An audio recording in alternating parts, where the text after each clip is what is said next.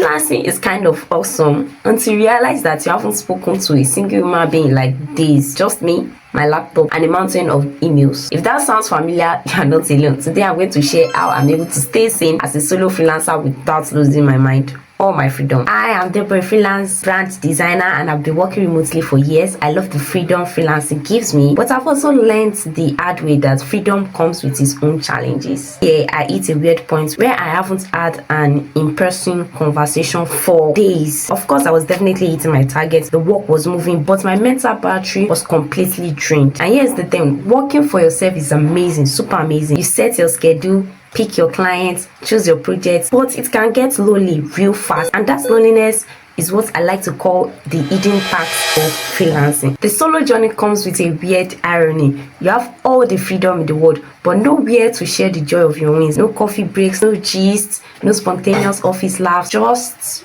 you. And if you don't actively manage it, isolation leads to burnout faster than every workload ever will. So what do you do when you're a solopreneur craving connection but still want to keep your independence? Here's how I redesign my solo routine to stay connected, energized, and sane, and I hope it's something you will learn from.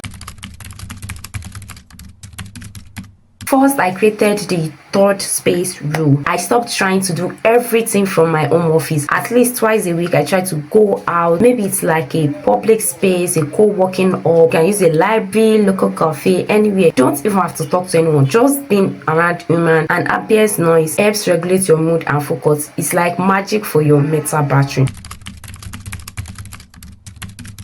The second thing is what I call digital water coolers. Since there is no office break room, I join an online community with other freelancers or people in the same niche. And no, it's not just about business talk. We share memes, we vent about difficult clients, we celebrate wins and other stuff. Think of it as like your virtual office culture where you have the opportunity to gist. Your people are definitely out there, you just have to find them. And the internet is a big space, you will definitely find them.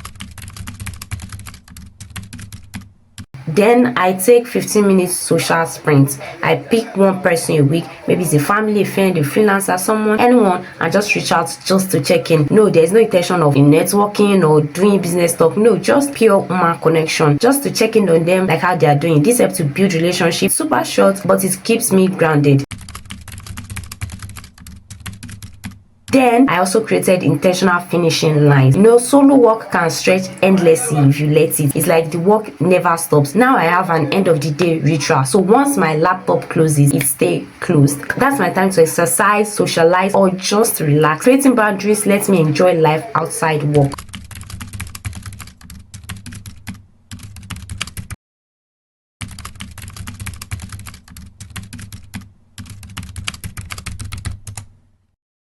I've personally learned that this system, you have to see yourself that you are a human being who happens to freelance, not a freelance machine that happens to be human. Independence doesn't have to mean isolation. You can be a solopreneur without being a lolipreneur. And when you manage this balance, work feels easier, your joy comes back, and your creativity actually skyrockets. Now I want to hear from you. How do you stay sane when you are working solo? Do you love the quiet or do you need the noise? Comment below. And if you find this helpful, hit that like button, subscribe for more tips on freelancing live, and don't forget to share this video with a friend who's working from home. Thanks for watching, and I will see you in the next one.